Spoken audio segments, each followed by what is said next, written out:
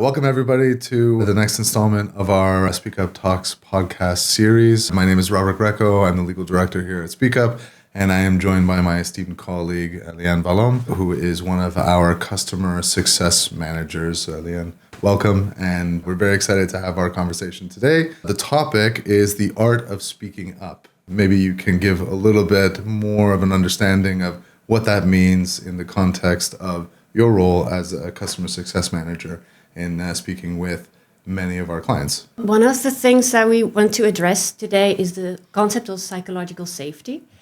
And it's not a word that I use with my contact persons a lot, but we talk about structures, how to get to psychological safety. So what I do is I help our clients, they're small clients, big clients, multinationals, to create a SpeakUp culture. SpeakUp, the software, is just one way to get there. Psychological safety, it's a bit of a buzzword. What does it really mean in the broader HR, governance, people operations space? Is it also a critical compliance issue, or is it just more of a soft understanding of how culture should be built? I think the hard thing with psychological safety that's really hard to grasp, and as a buzzword, like you say, like what does it really mean? Mm-hmm. Well, maybe you cannot always measure what is psychological safety, but you can see where maybe it's not psychologically safe. And that could pop up in your SpeakUp software, your SpeakUp system, if there are maybe countries or teams that you never receive reports from, for instance. Psychological safety, to me, is also very personal.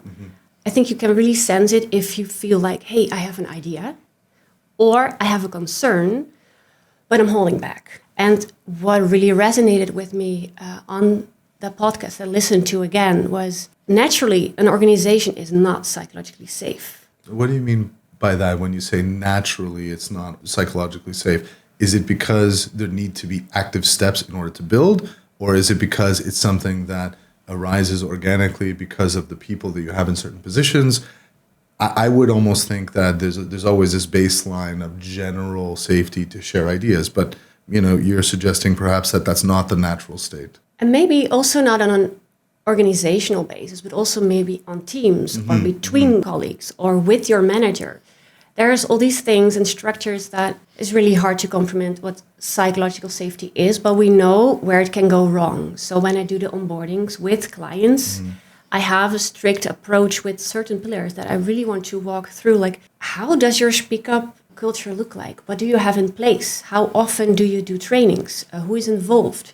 How is your feedback cycle? All these things. And what are some of the things that the clients you interact with identify as being the challenging aspects of implementing those pillars or altering behaviors that are underpinning those pillars? Because I think it's always easy for us to say, these are 5 things that you need to do, or these are 5 things you need to pay attention to, but actually taking steps and ensuring that that is going to permeate through the different areas of the business, whether it's in the jurisdiction, in the group, if it's a large entity that has 40,000 employees with subsidiaries, if it's on a team basis, like where do your clients find the biggest challenges in trying to implement those pillars so that psychological safety is a byproduct? Yeah, I talk to a lot of different organizations with a lot of different cultures, but also contact persons with different backgrounds. So when I talk to compliance officers, their background is and their focus is sometimes different than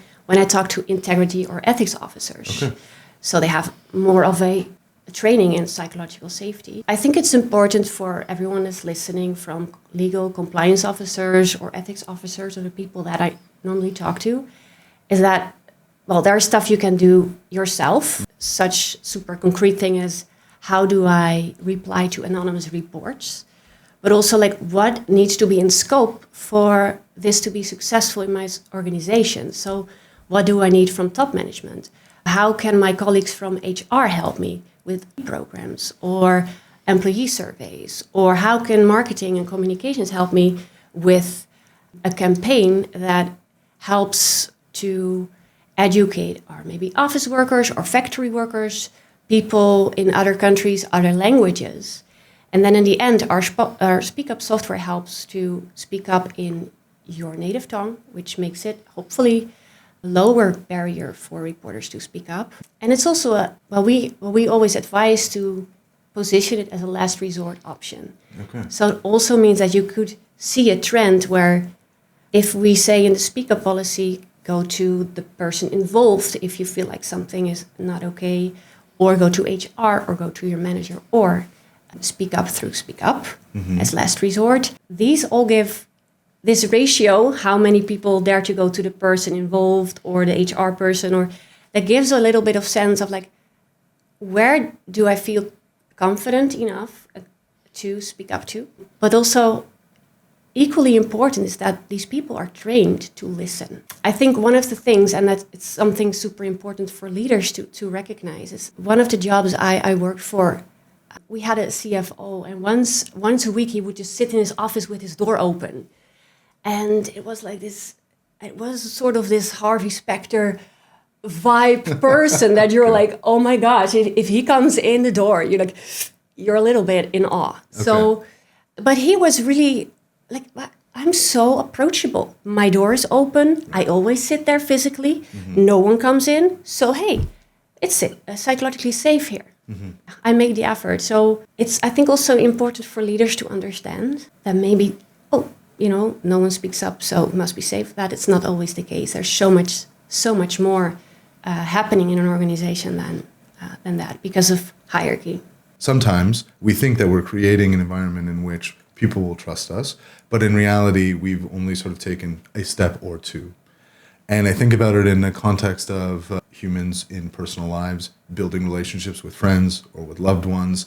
And the more trust that you build over time, the easier it is for you to become vulnerable. And the idea to me in a space that is psychologically safe is that you have the ability to be vulnerable, understanding that you will not then be attacked. Yeah. That something you share will not be used against you in a negative fashion. Is that an angle from which you can build culture in an organic way, or is it something where you need to take active steps to use tools like SpeakUp to have a situation in which people have the ability to report on issues in every language, potentially to be able to use AI tools in order to eliminate bias in how a report is analyzed, or in order to allow for quicker and more efficient dealing with issues so that people feel that they are being heard in due time, because there's almost nothing worse than saying,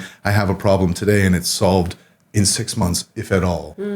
So, do you think that it's trust? Do you think that it's a transparency issue? Is there such a thing as too much transparency? Like, I'm curious, like, how do you find a balance and where do you focus?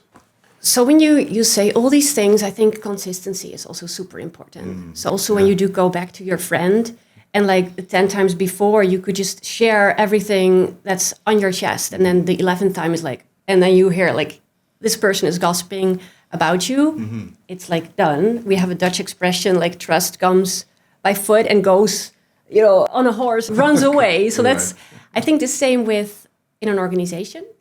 Consistency about maybe how SpeakUp officers reply. So if you go to country A, that of course, you're dealing with different cultures and different situations, but that those SpeakUp reports are dealt with in a way that's in line with the organization's values.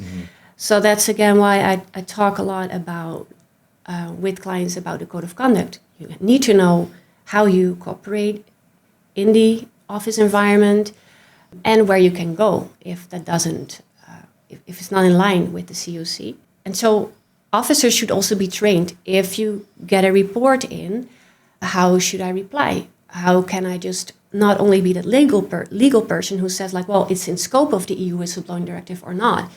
It's about, and that's how our SpeakUp software is designed, to create a dialogue. And from there, start to build relationship, build trust again, and find answers. Well, you've talked to Arun lately about AI, so yes. AI could be a tooling that's not biased, doesn't have an ego, to help respond to certain requests or reports. The use of AI in the tooling is an interesting one for me, because on the one hand, I think that it's almost as if when you leave a report, you do so without having to face another person. And when you're facing another person, it can always be challenging because you are exposed. So if there is an intermediary in the form of a human-like technology in an artificial intelligent voice agent, for example, does it help bridge that gap and build that trust because it is human-like but not actually human, and therefore there is, like you said, no ego, and there is no forced agenda that could be in that agent's coding. So that's very interesting. But I also question whether or not the sort of AI is then giving more transparency to a process or less transparency to a process. And I know that for me personally, I operate always best when there are very transparent processes, but sometimes that can also act to my disadvantage. So is there such a thing as being too transparent? Is there such a thing as having too much exposure when trying to build this safe, psychologically safe culture? I think there can. And that's also why it's so important that you have trained SpeakUp officers that update the reporter about what they're doing, but not to the specifics that maybe the accused person also has rights, and you need to take care of the person too, and not throw them under the bus. Right. Or you want to communicate as an organization, hey, this is what we've been doing. And also in organizations that there could be gossips, like maybe people are sent away for a certain amount of time, and how do you deal with that as an organization? So what do you say then? So it's both like, how much do you share with your reporter what you did with a certain issue, but also to the organization, to not say we did XYZ specifically, but more like, we are hearing what you're all saying, and this is what we're doing next year, or this is what we're going to do with it. And then to openly, but confidentially, feed it back to the learning process of the organization. I love that, we're not yet at a place, and I hope that we'll never get to a place in which the human element is completely removed, because I think that there are aspects of trust and transparency that can certainly be built with technology, but ultimately we always work best when we pair human with best-in-class technology. So if there was one final element that you would like for your SpeakUp officers or the clients that you deal with to think about when building trust, when finding the right balance of transparency, when considering which tools to use, what would you leave them with in order to help them build more psychological safety into the fabric of their organization culture? So first, everything that we talked about, like in the profession as a SpeakUp officer, but also to keep it superhuman, because what we started with is, when you feel open, when you feel open enough to share ideas and concerns. And it's important that I think you train yourself on an individual level. How can you actively listen? I have this psychological safety playbook where there's super concrete questions, because the term is so abstract that some questions that you can include in your talks, there are techniques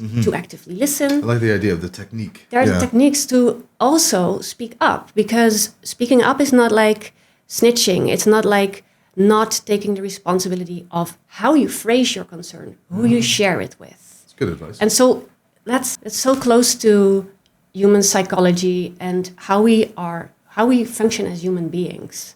So I would say, yes, everything in place, and then for yourself, dive into how can you be a more active listener? How can you be more empathic when you reply to reports? Discuss that also with other colleagues to have this learning path. Yeah. I think that's wonderful. I am always fascinated to hear about how to build these interpersonal relationships in large and in small organizations so that we can really push a conversation forward, so that we can build a space that makes sense for everybody to be interacting in, so that we can drive value for ourselves, we can drive value for our shareholders, and ultimately we can operate in a safe and ethical environment. So, Leanne, why is psychological safety important for businesses? Why is it something that they should be focusing on and not allowing to sort of fall by the wayside?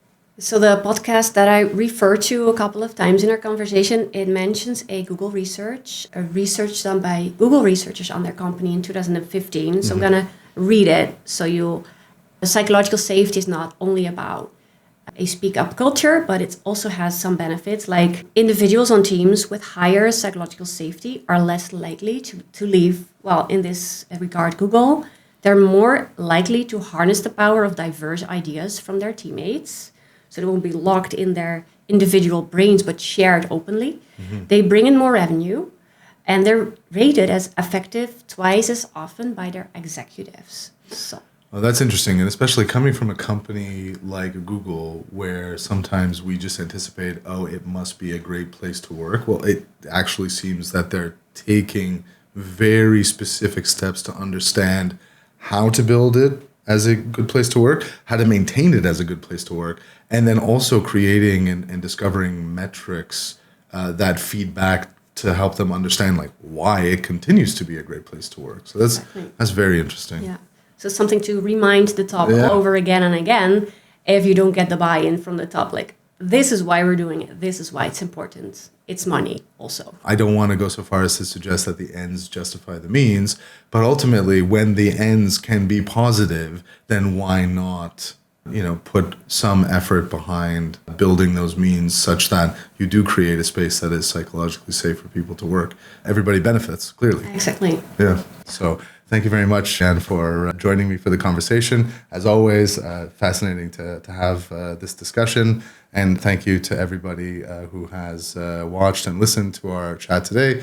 Please follow us on social media so that you will have an understanding of what else is coming next. Many interesting topics of conversations and webinars that we're going to be hosting over the balance of the year. And we look forward to hosting you again in the near future. Thank you very much.